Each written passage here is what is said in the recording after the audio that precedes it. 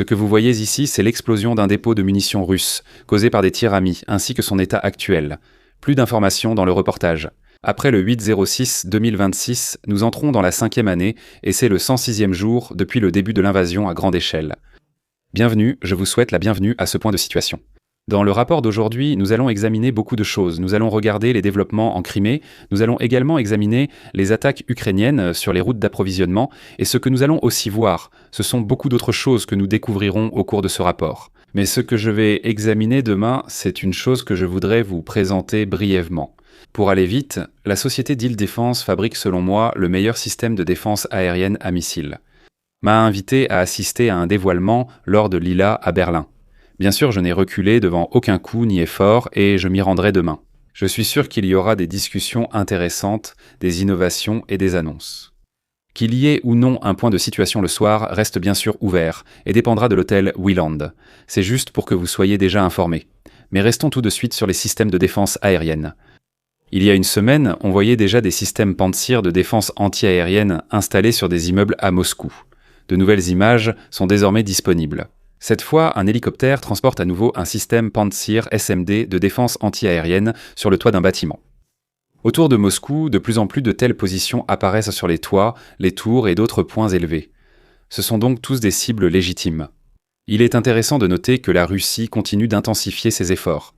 Celui qui est convaincu d'avoir déjà gagné la guerre ou d'être sur le point de la remporter, en général ne transforme pas la capitale en forteresse. Les attaques de drones ukrainiens contre des aérodromes, des raffineries, des terminaux pétroliers, des usines d'armement et des installations navales ces derniers jours ont bien montré que des cibles situées au cœur de l'arrière-pays russe ne sont plus du tout inaccessibles.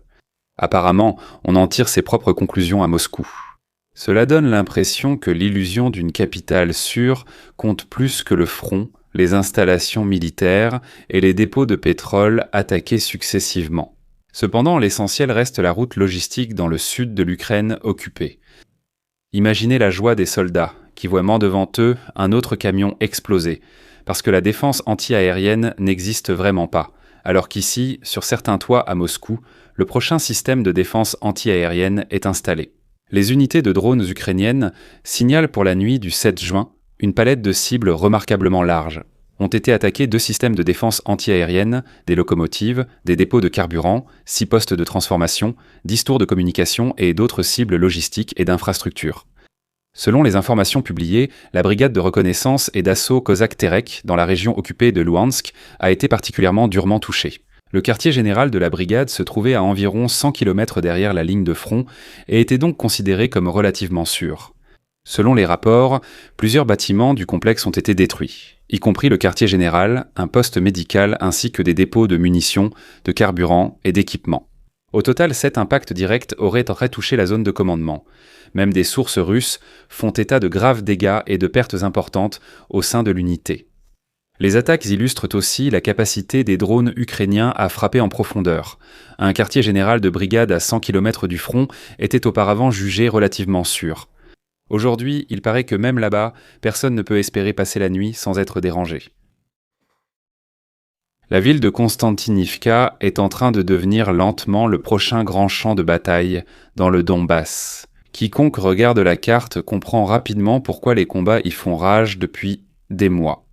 Depuis le début de la guerre, nous avons déjà vu de nombreuses grandes batailles dans cette région, Bakhmout, Chassivyar ou plus récemment Toretsk. Konstantinivka semble désormais être la prochaine cible de l'offensive d'été russe. Pendant des mois, des unités russes ont tenté de s'approcher de la ville par de petites avancées et des infiltrations.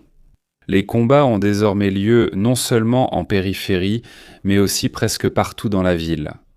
Les troupes russes sont présentes dans plusieurs secteurs, mais les Ukrainiens contrôlent encore une grande partie de la ville. Parfois, les positions des deux camps ne sont séparées que par quelques rues. Ce qui est intéressant, c'est la méthode des Russes. Comme à Pokrovsk, ils ne cherchent pas toujours à encercler totalement la ville. À la place, de petits groupes pénètrent de plus en plus profondément dans la ville et s'installent aussi près que possible des lignes d'approvisionnement ukrainiennes. L'objectif ici est de forcer les Ukrainiens à se replier petit à petit. Cependant, il ne faut pas se limiter à regarder la carte jusqu'aux frontières de la ville. Car même si la Russie devait prendre Konstantinivka dans les mois à venir, la question suivante se pose. Que se passera-t-il ensuite ? C'est là que la situation se complique. L'offensive vers Droujivka n'a pas encore commencé. Les positions ukrainiennes dans la région de Tchassivyar empêchent toujours un contrôle total des hauteurs de la région. La localité dont je viens de parler, c'est la ville de Tchassiv ici. Ce serait en quelque sorte le prochain objectif des Russes. Comme je l'ai dit, ici, ils continuent de se battre à travers Konstantinivka. Une avancée n'est pas encore visible. Et en même temps, à Tchassivyar, on voit aussi que les Ukrainiens arrivent à très bien tenir cette zone. Et les Russes ne peuvent donc pas percer par le nord-est, et en même temps, ils ne peuvent pas non plus percer ici vers l'ouest pour couper les unités ukrainiennes présentes ici. Cela signifie que tout cela se déroule actuellement, du moins en apparence, de manière systématique. La situation rappelle aussi un peu la bataille de Toretsk il y a quelques mois. Là-bas aussi, les Russes ont mobilisé d'énormes forces pour conquérir une ville, mais se sont vite heurtés à une nouvelle ligne de défense, à savoir Konstantinivka. Et cela pourrait donc être un succès tactique important, mais la véritable question stratégique est de savoir si cela débouchera ensuite sur une percée opérationnelle, et j'ose en douter. Et tout cela reste bien sûr ouvert. Les Russes combattent actuellement pour la ville, mais leurs intentions après une éventuelle victoire restent floues. Selon les images et informations actuelles, une bombe planante russe aurait touché un dépôt de munitions dans la région de Belgorod. La violente explosion et les détonations qui ont suivi indiquent que de grandes quantités de munitions y étaient stockées. Plusieurs sources supposent qu'il s'agissait d'un site de stockage de missiles pour les systèmes Iskander ou S-300. Si cela se confirme, alors le dépôt n'aurait pas été détruit par les Ukrainiens, mais par leur propre armée de l'air. En effet, jusqu'à présent, aucune attaque ukrainienne n'a été signalée. Les Ukrainiens ne rapportent pas non plus d'attaque dans cette région. Donc des deux côtés, il n'y a rien à signaler. Il n'y avait pas non plus d'alerte aux drones à ce moment-là, ni aucune sorte d'alerte aux missiles. Cela signifie soit que les Russes n'ont pas remarqué l'attaque ukrainienne, soit que les Ukrainiens ne l'ont pas publiée, ce qui serait rare. Autre possibilité, les Russes l'ont fait exploser eux-mêmes. Ces incidents sont rares, mais pas sans précédent. L'utilisation intensive de bombes planantes sur la durée accroît le risque de défaillance technique, d'erreurs de navigation et autres dysfonctionnements. La région de Belgorod est tristement célèbre pour cela. À chaque annonce d'une bombe planante, je parierai 200 € sur Belgorod et je gagnerai à tous les coups. Parce que c'est généralement l'endroit où ce genre d'incident se produit. Combien de fois des bombes planantes sont-elles déjà tombées sur des immeubles résidentiels? Combien de fois des bombes planantes sont-elles déjà tombées sur la route? Ont explosé, et ce dans des zones résidentielles densément peuplées, parce que l'armée de l'air les a perdues? En partie, bien sûr. Ou alors, ils les ont larguées de l'autre côté, elles ne se sont pas ouvertes et sont tombées sur la ville. Les Russes s'en sont déjà plaints à plusieurs reprises. Du côté du Kremlin ou de l'état-major, il n'y a eu qu'un simple communiqué. Eh bien, ils n'ont qu'à ne pas vivre dans la zone de largage. Parce que ça peut arriver. Un largage raté isolé, c'est embêtant.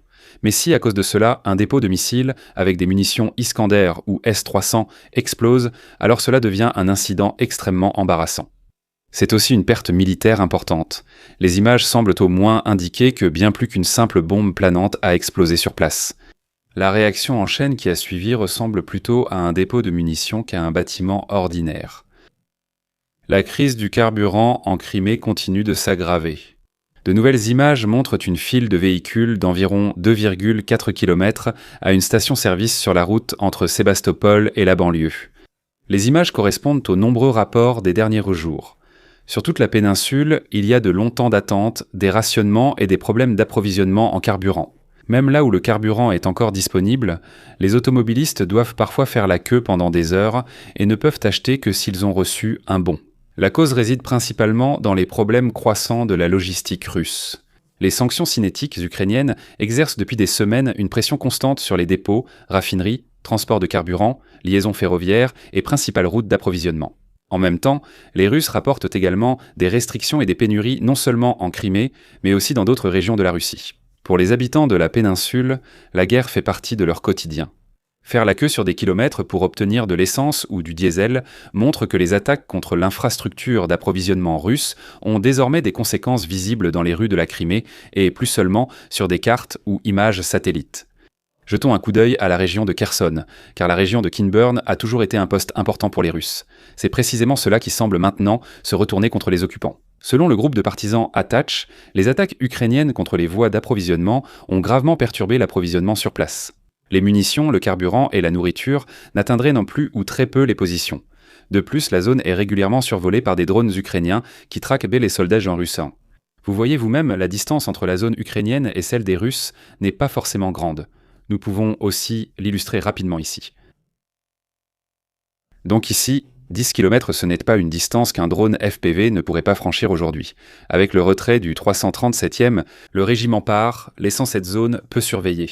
Les Ukrainiens pourraient y débarquer. Ici, une autre zone d'atterrissage est indiquée, que j'avais déjà marquée à l'époque, en plus de Bravo et Charlie, qui se trouvaient en quelque part dans cette zone il y a quelque temps.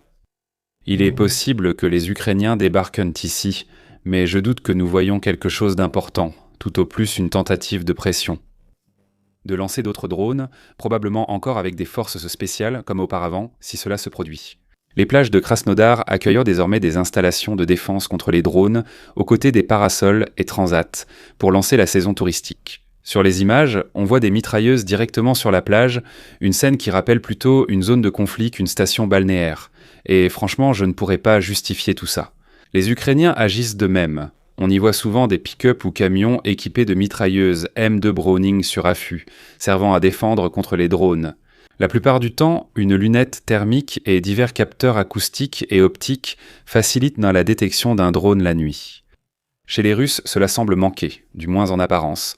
Contre des drones lents, ces systèmes peuvent être efficaces, même si la version russe paraît improvisée. Quand la supposée deuxième armée mondiale place des mitrailleuses parmi les baigneurs, cela ne rappelle pas vraiment les brochures vantant la technologie militaire moderne. Il ne faut pas sous-estimer l'utilité pratique. Ce qui est plus marquant, c'est que la guerre fait désormais partie du quotidien russe. Il y a quelques années, voir de telles images sur une plage de Sotchi aurait été impensable. Aujourd'hui, les défenses anti-aériennes, sacs de sable et mitrailleuses semblent désormais courants dans le paysage urbain là-bas. Je pense qu'Adel ne sera pas le seul lieu concerné. Plus la portée des drones ukrainiens augmente, plus de localités côtières et d'infrastructures sensibles devraient recevoir des mesures de protection similaires. Il y aurait eu une attaque sur l'aérodrome près de Prostarsovo, dans la région de Ryazan. L'ampleur exacte des dégâts reste pour l'instant inconnue. Ce qui est intéressant, c'est la présence sur place d'un centre de recherche et de production de véhicules aériens sans pilote, selon d'anciens rapports. Donc précisément ce secteur qui est devenu de plus en plus important pour la Russie ces dernières années. Si le développement ou la production de drones était concerné, ce serait bien plus intéressant que l'aérodrome. Les aérodromes et pistes se réparent, mais les installations de production, banques d'essais et machines spéciales pour le développement sont bien plus difficiles à remplacer. Merci à tous les abonnés, membres et l'équipage des Algues, ainsi qu'à lieutenant-colonel Dreneke, Silla, Dietrich Bray et Mayhofer. Abonnez-vous, likez, commentez et à la prochaine point de situation.